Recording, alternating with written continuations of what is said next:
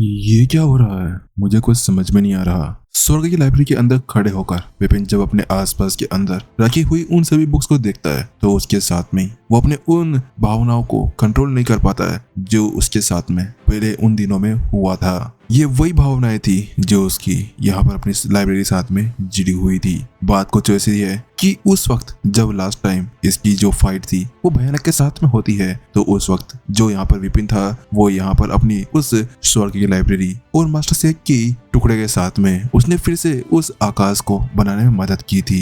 उस जगह पर स्वर्ग की लाइब्रेरी ऐसा कुछ था जैसे कि वो पूरी तरह से खत्म हो गई हो। उस जगह पर जो विपिन था उसने स्वर्ग की लाइब्रेरी को फिर से वापस से बनाया था।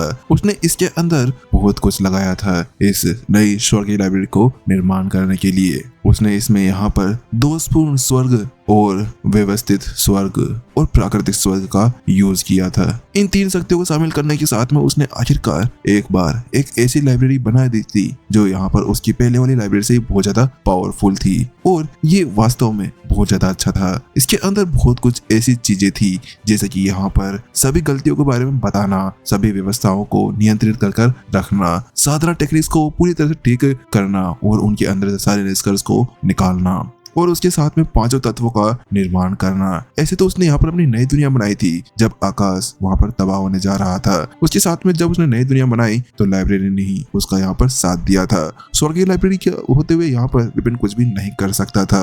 हालांकि स्वर्ग की जो लाइब्रेरी थी वो यहाँ पर उसकी दुनिया के अंदर ही काम किया करती थी, यानी कि मास्टर कॉन्टिनेंट के ऊपर। लेकिन जब वो यहाँ पर इस नई दुनिया के अंदर आया तो उसके साथ में ही वहाँ पर उसका सब कुछ चेंज हो चुका था।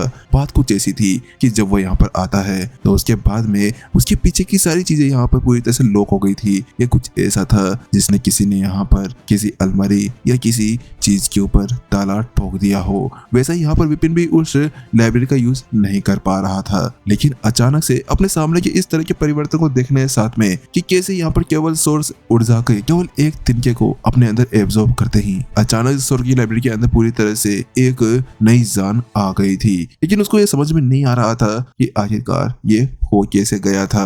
इतना कहने के साथ में ही विपिन आगे बढ़ता है और उसके साथ में ही वो अपने सामने रखे हुए उन सभी रैक्स को देखने लगता है। वहां से वो जल्द ही एक किताब को बाहर निकालता है और उसके साथ में ही वो उस किताब को बाहर निकालते हुए वो उसको खोलता है और उसके अंदर के शब्दों को पढ़ने की कोशिश करने लगता है। लेकिन जैसे यहाँ पर वो उस किताब को खोलता है तो उसके साथ में उसके अंदर बहुत कुछ अलग था। उसके अंदर के जो शब्द थे वो बिल्कुल भी दिखाई नहीं दे रहे थे। वो धुंधले धुंधले शब्द विपिन को पढ़ने में बहुत ज्यादा मुश्किल यहाँ पर हो रही थी। कहीं ऐसा तो नहीं कि यहाँ पर एनर्जी को एब्जॉर्ब करने के बाद में ही मैं अपनी सारी ताकतों को यहाँ पर वापस से ला सकता हूँ और मैं स्वर्ग की लाइब्रेरी को फिर से ठीक कर सकता हूँ। विपिन के दिमाग के अंदर जब यहाँ पर वो सारी चीजें तो सोचता है तो उसको अचानक से एक आइडिया आता है, क्योंकि उसके सामने के वो सारे शब्द वो यहाँ पर उस एनर्जी के साथ में आए थे। वो कहता है अगर ऐसी ही बात है तो मुझे लगता है कि मुझे एक और बार उस एनर्जी को एब्जॉर्ब कर देखना चाहिए, क्या पता यहाँ पर और कुछ भी हो जाए। इतना कहने के साथ में विपिन फिर से अपनी आंखें खोल लेता है और फिर से अपनी आत्मा को एक्टिवेट करता है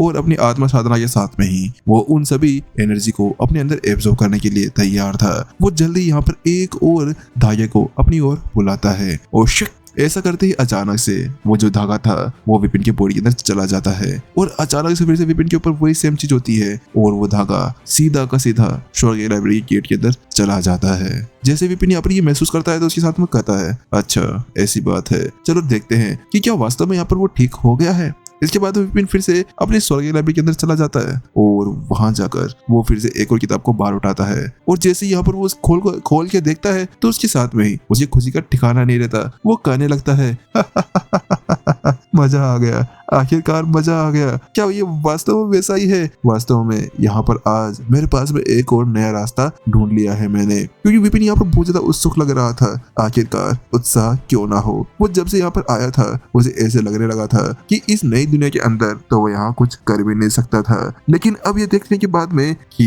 यहाँ पर उसके सामने एक रास्ता खुल गया है, ये वास्तव में उसके लिए बहुत ज्यादा अच्छा था। अगर स्वर्ग की लाइब्रेरी मेरे साथ में है तो उसके बाद में तो अब मेरे लिए एक नया रास्ता खुल खुल गया है, क्योंकि इस दुनिया के ऊपर कोई भी मास्टर टीचर नहीं है और अब यहाँ पर इस दुनिया के अंदर मैं बनूंगा यहाँ का नया मास्टर शेख। अगर मैंने अपने आप को यहाँ पर साबित नहीं किया लाइब्रेरी के होते हुए, तो फिर यहाँ पर मेरी जिंदगी के ऊपर पूरी तरह से तू है, फिर तो मेरे स्टूडेंट्स भी मेरे ऊपर हंसने वाले हैं। इस चीज को सोचने के साथ में विपिन बहुत ज्यादा खुश हो रहा था, क्योंकि अब उसको यहाँ पर फिर से नौकर वाली जिंदगी नहीं जीनी होगी। इसके साथ में विपिन जल्दी से सोचने विचार करने लगता है, मैं वास्तव में इसका यूज कर सकता हूँ। अगर मैंने इसका यूज किया तो उसके साथ में ही कुछ भी हो सकता है। एक मिनट रुको, क्या मैं इसका यूज करते हुए यहाँ पर अपने आप को हील भी कर सकता हूँ? विपिन जब इसके बारे में सोच ही रहा था कि अचानक से उसके दिमाग के अंदर ये आइडिया आता है। बात कुछ ऐसी थी कि यहाँ पर जब वो 4-5 दिन पहले आया था तो उस वक्त उसके ऊपर बहुत ज्यादा चोटें लग गई थी। वो तो अच्छी बात है कि यहाँ पर जो छोटा चूजा है उसकी जो एनर्जी थी वो उसके अंदर थी, जिसकी वजह से वो अपने आप को ठीक करने में कामयाब हो पाया था। लेकिन अब वो ये सोच रहा था कि क्या वो इसका यूज करते हुए यहाँ पर फिर से अपने आप को ठीक कर सकता था। इतना करने के साथ में विपिन जल्दी से अपने अंदर एनर्जी को एब्जॉर्ब करने लगता है। वो देखना चाह रहा था कि क्या वो वास्तव में वापस से ठीक हो पाएगा। उसके साथ में जल्द ही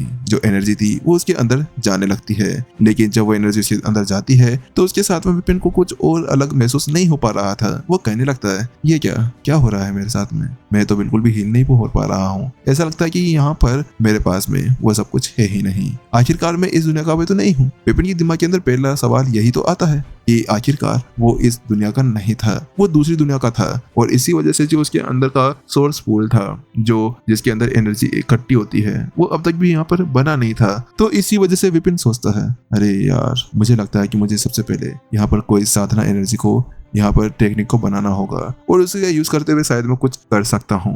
विपिन के दिमाग में जब ये आता है तो उसके साथ में वो बहुत ज्यादा निराश हो चुका था। वो कहने लगता है, चलो छोड़ो, अगर मैं यहाँ पर अभी इस चीज को एब्जॉर्ब नहीं कर सकता हूँ तो अपनी लाइब्रेरी के अंदर ही इसको एब्जॉर्ब करता हूँ। क्योंकि बात कुछ ऐसी थी कि विपिन जितने ज्यादा एनर्जी को एब्जॉर्ब करेगा उतना ज्यादा उसके लिए अच्छा होने वाला था। क्या पता वो यहाँ पर लाइब्रेरी का यूज करते हुए अपने अंदर भी कोई एनर्जी का यूज कर सकता। इसके साथ में विपिन जल्द ही फिर से अपनी आत्मा एनर्जी का यूज करता है और सारी एनर्जी को अपने अंदर एब्जॉर्ब करना शुरू कर देता है। देखते देखते विपिन के सामने रखी हुई 100 किताबें यहाँ पर दिखना शुरू हो चुकी थी। उनके अंदर का शब्द पूरी तरह ठीक होने लगे थे। इन सभी को देखने के साथ में ही विपिन बहुत ज्यादा खुश हो चुका था। अब मुझे यहाँ पर बस एक साधना मैनुअल बनानी है। साधना मैनुअल बनाने के साथ में ही मैं इजी यहाँ पर कुछ भी कर सकता हूँ। लेकिन अब तक तो मुझे यहाँ पर केवल स्वर्ग की लाइब्रेरी के अंदर इस एनर्जी को एब्जॉर्ब करते रहना चाहिए। क्या पता कब मेरे पास में दूसरा मौका आए। जब विपिन इसके बारे में सोच रहा था, वो अपने आप से कह रहा था, भूल जाओ, अभी तो अपने पर ध्यान देते हैं। वहीं दूसरी तरफ उसी वक्त कुछ समय पहले की बात है, जब वो लोग यहाँ पर अपने अंदर एनर्जी एब्जॉर्ब कर रहे थे, तो वहीं एक स्टेज के ऊपर खड़े हुए कुछ एल्डर्स थे, जिनके अंदर दोनों ही थे, मेल और फीमेल। वो लोग वहीं पर ही सामने का नजारा देख रहे थे।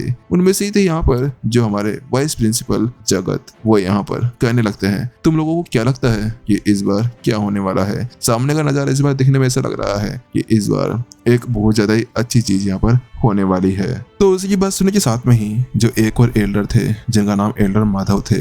एल्डर माधव यहाँ पर इस व्हाइट रॉक अकेडमी के एक बहुत ज्यादा प्रसिद्ध एल्डर माने जाते हैं। ऐसा कहा जाता है कि इनसे जैसा टीचर यहाँ पर कोई है ही नहीं। ये वास्तव में बहुत ज्यादा अच्छे थे। उन्होंने कहा, आपको पता है 8वीं क्लास के अंदर पिछले साल यहाँ पर 800 विद्यार्थी थे और 7वीं कक्षा के अंदर 100 विद्यार्थी थे। 6ठी कक्षा के अंदर भी यहाँ पर 50 विद्यार्थी शामिल हो गए थे। मुझे लगता है कि इस बार यहाँ पर सब कुछ ठीक होने वाला है। तो वही जब वो यहाँ पर इसके बारे में कह रहे थे, तो इसी बीच अचानक से एक और दूसरे लड़की आवाज आती है और वो कहने लगते हैं, नहीं, मुझे नहीं लगता कि इस साल शायद इतना अच्छा कुछ हो सकता है। मुझे लगता है कि इस बार और भी कुछ बुरा होगा। तो वहीं दूसरी तरफ एक बंदा कहने लगता है, लेकिन मुझे तो लगता है कि इस बार जो रमिया है ना, वो यहाँ पर फर्स्ट आने वाली है। वो शायद सबसे ज्यादा टॉप भी कर जाए। लेकिन वहीं दूसरी तरफ कुछ और बातें करने लगते हैं, नहीं, ऐसा नहीं हो सकता, नंदनी भी तो है वहां पर। तो वहीं यहाँ पर एक कहता है, अरे नहीं, मनीषा भी तो है। लेकिन वहीं दूसरी तरफ एक और जो एल्डर था वो उनसे कहने लगता है, लेकिन मुझे लगता है कि यहाँ पर जो रमिया है वही सब कुछ कर सकती है।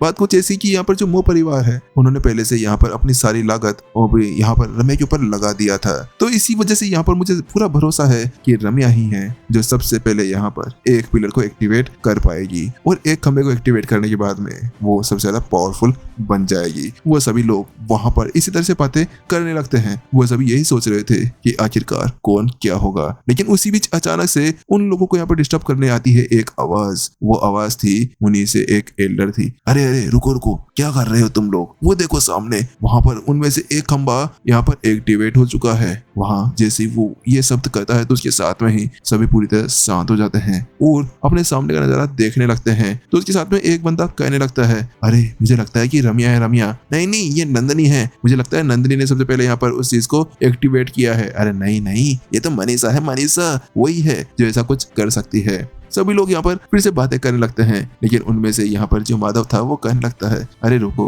हमारे वाइस प्रिंसिपल जगत भी तो यही हैं, हम उनसे पूछ लेते हैं, क्या पता वो हमें बता पाए कि यहाँ पर सबसे पहले कौन आने वाला है। तो वही दूसरी तरफ उनकी बात सुनने के साथ में जगत भी अपना सर हिला देता है और उसके बाद में कहने लगता है, अगर तुम सभी की यहाँ पर यही राय है तो मैं तुम्हें बताना चाहता हूँ कि मुझे लगता है कि सबसे पहले जो टावर है उसको एक्टिवेट करने वाली कोई और नहीं है, रम्या है। रम्या ही है जो यहाँ पे ऐसा कुछ कर सकती है, क्योंकि बात कुछ ऐसी कि रम्या ने अपने आप को परिष्कृत करके रखा हुआ है। वो बहुत ज्यादा शांत लड़की है और कुछ भी यहाँ पर कर सकती है। मुझे लगता है कि वही ऐसा कुछ होगा। तो वही दूसरी तरफ एक एल्डर यहाँ पर जो एल्डर माधव थे वो कहने लगते हैं, हाँ हाँ मुझे भी ऐसा ही लगता है कि आप सच कह रहे हैं वाइस प्रिंसिपल। मुझे लगता है कि जो रम्या है वही यहाँ पर फर्स्ट आने वाली है। सभी लोग इसी बारे में बात कर रहे थे तो एक एल्डर कहता है, अरे रुको जरा, चलो एक बार देख ही लेते हैं कि आखिरकार कौन होगा वो जो यहाँ पर अभी सबसे पहले फर्स्ट आने वाला है। इतना कहने के साथ में वो कहते हैं, ठीक है हम रैंकिंग बोर्ड को चेक कर लेते हैं। इतना कहने के साथ में वो अपने सामने लगे हुए एक बड़े से पिलर को देखने लगते हैं, जो एक ब्राउन कलर का खंबा था। उसके ऊपर कई सारे नाम भी थे, लेकिन उसी बीच वहां पर जब उनकी निगाहें वहां पर पड़ती है तो उनकी आंखें फटी की पटी रह जाती है। सभी की आंखें ऐसे थी जैसे कि किसी पल बाहर निकल कर आ जाए और उनको ऐसे लगने लगा जैसे कि यहाँ पर किसी ने उनको जोरदार झटका दे दिया हो। उसके साथ में ही वहां पर लिखा हुआ आता है, नाम कोई नहीं, परिष्कृत किया हुआ स्टूडेंट कोई नहीं। अभी तक यहाँ पर इसके अंदर कोई भी नाम नहीं है जिसने उसको एक्टिवेट किया हो। सभी लोग यहाँ पर जैसे ही उस बात को सुनते हैं तो उसके साथ में वो सभी लोग वहाँ पर हैरान रह चुके थे। क्या ये क्या हो रहा है? क्या वो रम्या नहीं है, ना नंदनी है, ना ही मनीषा? लेकिन ये कौन है? आखिरकार हमारी इस अकेडमी के अंदर ऐसा कौन सा बंदा आ गया जिसने ऐसा कुछ किया है?